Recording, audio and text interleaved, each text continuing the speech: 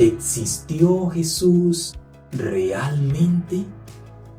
Además de lo que dice la Biblia, cada vez surgen más evidencias científicas que respaldan la existencia de Jesús desde el punto de vista histórico. Los hallazgos arqueológicos de numerosas investigaciones guardan una gran relación con las descripciones sobre hechos, lugares y acontecimientos muy ligados a Jesús, que pueden ser usados como prueba de su existencia. A continuación citamos 7 descubrimientos sobre la existencia de Jesús. Antes de comenzar, es importante aclarar que cuando hablamos de la historicidad de Jesús, nos referimos a la siguiente pregunta académica.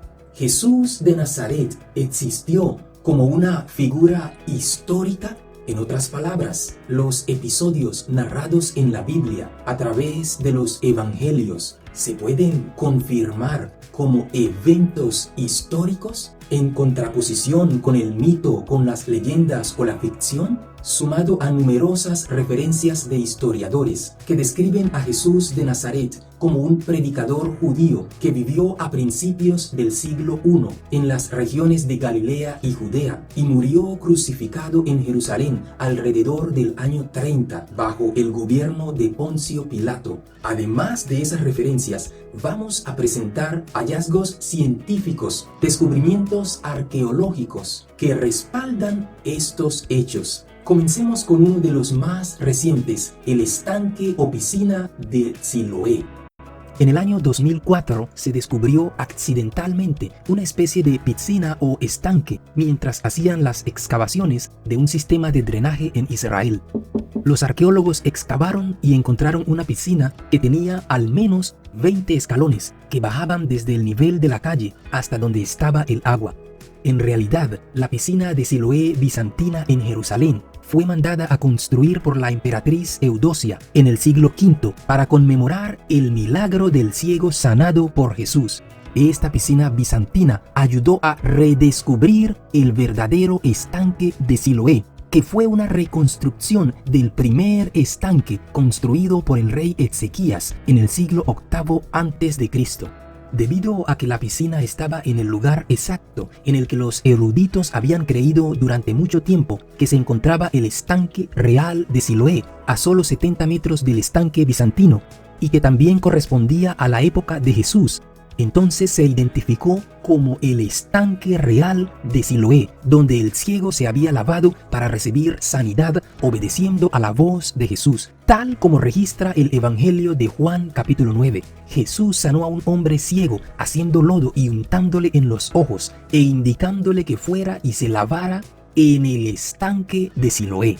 Segundo descubrimiento, el barco de Galilea, también conocido como el barco de Jesús. En el año de 1986, el nivel del agua del mar de Galilea descendió drásticamente a causa de una severa sequía en Israel, permitiendo que se descubriera el contorno de un barco antiguo entre el lodo. La madera del barco, expuesta por primera vez en 2000 años, requirió 11 años de tratamiento con un conservante químico antes de ser finalmente exhibida en un museo. El barco, conocido como el barco de Jesús, tiene aproximadamente 27 pies de largo, 7 pies de ancho y 4 pies de profundidad. Y ¡qué sorpresa! Un barco con una capacidad aproximada para albergar a 15 personas. Las pruebas científicas con la técnica de estimación de fechas conocida como carbono 14 estiman que el barco es aproximadamente del año 40 a.C., lo que sugiere que podría haber estado en uso durante la época de Jesús. Este hallazgo ayuda a comprender los tipos de barcos en los que viajaban Jesús y sus discípulos, tal como menciona la Biblia en los Evangelios en el Nuevo Testamento. De acuerdo a la Biblia, pescadores como Pedro, Andrés, Jacobo y su hermano Juan usaban este tipo de barco estando con Jesús. El barco de Galilea es un hallazgo arqueológico de gran importancia, pues este barco es el único barco antiguo jamás descubierto en el mar de Galilea, lo que lo hace de gran importancia para la comprensión de la historia de la región y la época en la que Jesús vivió y enseñó. Por tanto, los relatos bíblicos de Jesús y sus discípulos en el mar de Galilea son completamente posibles. Tercer descubrimiento, la cruz, el clavo y el hueso. Aunque algunos han querido negar u ocultar que los romanos crucificaban personas, como describe la Biblia, pero numerosos descubrimientos han venido a aclarar esto. Hay un hallazgo particular, el de un talón que conserva un clavo incrustado. En el año de 1968, unos constructores descubrieron accidentalmente varias tumbas en Jerusalén que contenían huesos. Uno de ellos era el talón de un adulto con un clavo incrustado. Las técnicas científicas han estimado que su fecha es aproximadamente del siglo I después de Cristo.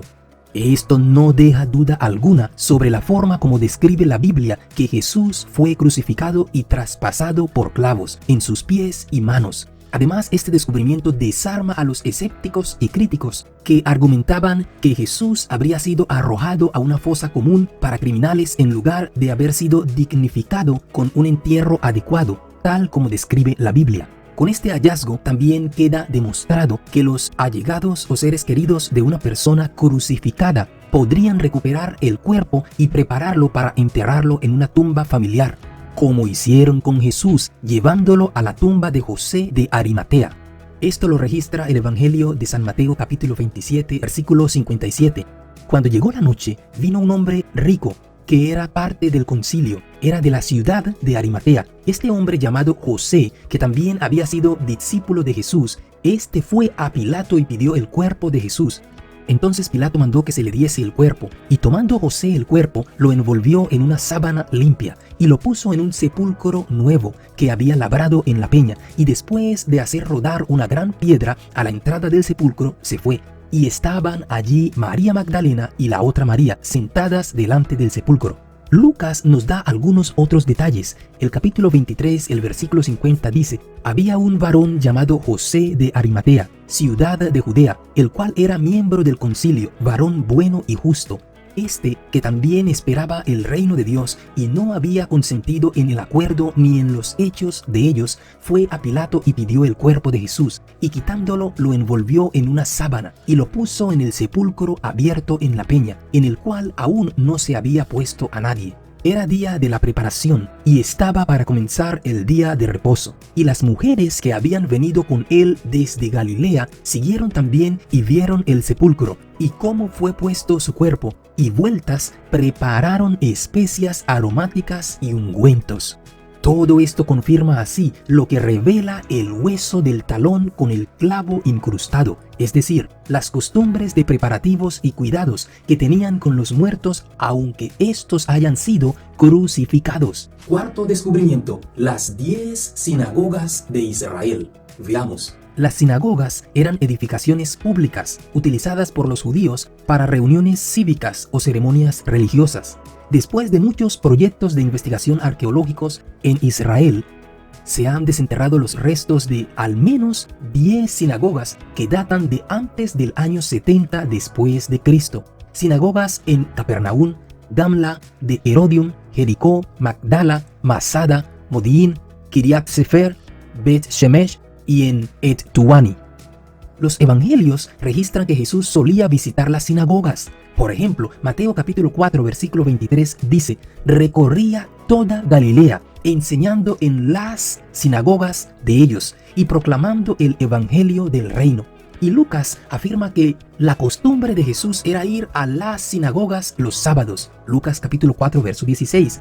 Todo esto es una confirmación de la veracidad de los relatos bíblicos de Jesús en todas estas sinagogas. Quinto descubrimiento: el famoso y milenario Pozo de Jacob. Esta es una de las pruebas más destacadas. Un lugar reconocido por muchos pueblos, tanto judíos, samaritanos, cristianos y musulmanes. Este antiguo pozo está ubicado al pie del monte Gerizim, al sur del pueblo de Ascar, que anteriormente se conocía como Sicar, tal como menciona la Biblia. Actualmente sobre el Pozo de Jacob hay una iglesia cristiana ortodoxa griega. Este pozo es muy importante en uno de los relatos más famosos de la vida de Jesús: el largo viaje que Jesús hizo para salvar a una mujer samaritana. Jesús se encontró con una mujer samaritana en el Pozo de Jacob, cerca de Sicar, y le reveló a la samaritana que él era el Mesías, la fuente de agua viva. San Juan capítulo 4, verso 25 y 26. Este hecho transformó no solo a la mujer samaritana, sino a muchos otros samaritanos de su pueblo que también creyeron. Siguiente descubrimiento, número 6. Nazaret es real. Los escépticos habían dicho durante muchos años que Nazaret era un mero invento. Nada era real. Nunca, según ellos, había existido en lo absoluto en su tiempo. Pero, por desgracia para ellos, en el año 2009 los arqueólogos hicieron hallazgos arqueológicos contundentes. La prueba arqueológica de una casa en Nazaret. Una casa que databa de la fecha de la misma época de la vida de Jesús, el primer siglo. Este hallazgo desafió las afirmaciones de que no existía un tal pueblo de Nazaret en esa época. Pero hay más. También se encontró una antigua tableta de mármol conocida como el Decreto de Nazaret. Esta tabla contiene una peculiar inscripción en griego, un edicto del emperador César Augusto, donde ordenaba la pena capital para cualquiera que sea atrapado saqueando tumbas. De acuerdo a la epigrafía o estilo de escritura, los investigadores han establecido la fecha de la tableta en el primer siglo después de Cristo. Pero, ¿qué tiene que ver esto con Jesús? Primero, la piedra o tableta de Nazaret prueba que efectivamente sí existió Nazaret en esa época. Nazaret, la ciudad por la cual precisamente se le llama Jesús de Nazaret. Por tanto, se cae el falso argumento de los que quieren desmentir la existencia de Jesús de Nazaret. En segundo lugar, se entiende que el decreto del emperador romano fue escrito en respuesta a la creencia generalizada de que Jesús había resucitado de entre los muertos. El emperador quería controlar cualquier otra revuelta y evitar que se propagara más y más el tan cuestionado asunto que afirmaban esos cristianos que estaban revolucionando el imperio. Son muchos los pasajes o textos bíblicos que afirman la existencia de Nazaret, por lo menos 19 en total. Jesús se crió allí, fue bautizado allí, enseñó allí, caminó muchas veces por allí. La Biblia dice literalmente, vino a Nazaret, donde se había criado. Lucas capítulo 4, verso 16, Mateo 13, verso 53 y Marcos capítulo 6, verso 1 al 6. Y finalmente, séptimo descubrimiento, el templo y el muro de los lamentos. ¿Quién no ha escuchado hablar del muro de los lamentos en Jerusalén? ¿De dónde viene esta historia? ¿Por qué aún está esa parte del templo, ese muro allí de pie? ¿Es testimonio de qué? Vamos a ver. Jesús profetizó que el templo sería destruido y así sucedió. En el año 70 después de Cristo, el Imperio Romano asoló la ciudad de Jerusalén. Hasta hoy están allí los testigos, escombros, grandes piedras y lo que queda del muro, conocido como el Muro de los Lamentos. Fueron muchas las veces que Jesús estuvo en el templo. Desde niño y después siendo adulto con sus discípulos, estuvieron una y otra vez en el templo, refutaron la hipocresía de los fariseos y exhortaron al pueblo. ¿Dónde? En el templo, en sus patios, en sus alrededores. Un impactante dato que cabe mencionar aquí es que uno de los historiadores más famosos, Josefo, describió que el templo tenía varios patios. Uno de ellos, el patio para los gentiles e impuros, el cual tenía unas claras inscripciones esculpidas en varios idiomas, los idiomas más hablados por los gentiles, griego y latín. Estas inscripciones eran advertencias para que los gentiles no entraran más allá. Un descubrimiento arqueológico de 1871 encontró una losa de piedra caliza con unas inscripciones de advertencia en 7 líneas, la misma descrita por el historiador Josefo. ¡Wow! ¡Qué tremendo! Gracias a Dios por todos estos descubrimientos. Sin embargo, nuestra fe no depende ni está basado en ellos, sino en la palabra de Dios, en la que desde mucho antes creemos. Todos estos hallazgos científicos, descubrimientos arqueológicos, son hechos que respaldan el creciente consenso prácticamente universal entre investigadores científicos y estudiosos que prueban que Jesús existió históricamente. Todo esto confirma que la Biblia ciertamente registra los acontecimientos sobre la vida de Jesús y alimenta aún más la fe que ya tenemos los cristianos, los creyentes, pues esta fe es seguridad de lo que sabemos, certeza de lo que esperamos y convicción de lo que no se ve, pero con firme confianza aguardamos. Muy bien, Dios te bendiga. Anhelo que este video sea de mucha bendición para ti o para todos aquellos con quienes creas que lo debes compartir.